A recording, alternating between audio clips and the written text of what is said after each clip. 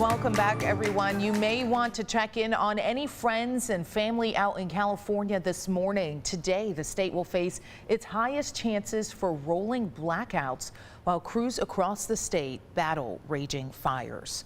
Over here in central Texas, we are tracking some rain in our area. Ashley, what's the timing for that? Mainly in the afternoon once again, and some of us actually are going to be able to be rain free, not only for today, but even with this 20% shot that I have up for tomorrow. Best chance for rain going to be off into our eastern zones as well as areas east of I-35.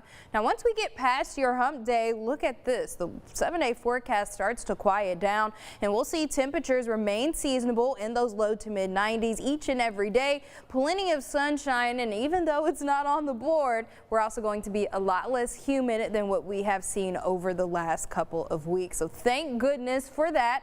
This is what we're dealing with this morning. However, taking that picture at radar, mostly quiet across the Lone Star State. As we take that zoom into central Texas, we aren't completely quiet. Do have a couple of showers and storms off to our eastern zone starting to pop up, as well as expanding coverage. Most of this coming down is just some plain old rain, though further northeast into Fairfield, we are seeing a couple of lightning strikes. So be weather aware as you head out the door if you're in those areas. For the most part, on our Labor Day, we also stayed fairly quiet, though we did have a couple of showers and storms further northwest pop up during the afternoon hours. Here's what we're seeing this morning. However, waiting for that sun to come up in downtown Temple. It's going to be an absolutely gorgeous sunrise as we're having those clear skies. Temperature sitting at 72 degrees, and across the board this morning, low 70s is what we're seeing. 76 is our warmest spot out in Waco, our one exception. 73 right now out in Hamilton. So heading out the door, we're going to get plenty of sunshine once we get into the late morning hours. Temperatures topping out into the mid 90s once again. And as I mentioned, once we get into the afternoon, that's when we're going to see the chance for that scattered shower activity to take place once again. So here's your look at Futurecast, and notice, as I mentioned, most of us do remain dry, but by the time we get into 4 o'clock, we have some showers starting to pop up to our northwestern zones once again, as well as our northeastern zones. Then we get closer into tonight. Most of us should start to quiet things down once we get to sunset.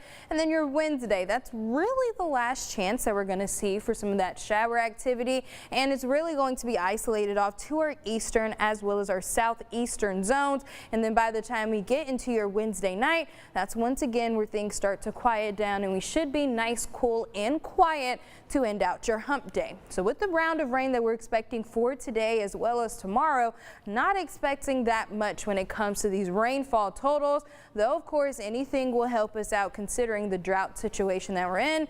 We get that new drought monitor coming out in just a couple of days. Severe threat with these showers and storms are going to be low, though can't completely rule out strong winds as well as hail where some of those storms are able to develop this afternoon.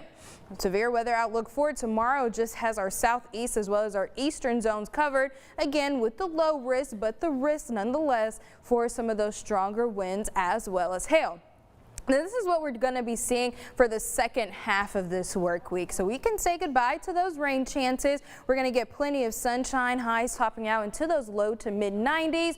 Drier air as that wind's going to shift to the north, and that is going to bring us some pretty pleasant afternoons, at least considering how humid it has been the last several weeks. And then we're also going to get those cooler nights under those clear skies and light winds. And get this, waking up with temperatures in those upper 60s, lower 70s for the next several days. Wow, I might have to get up and go do an early morning workout. Well, thanks, Ashley.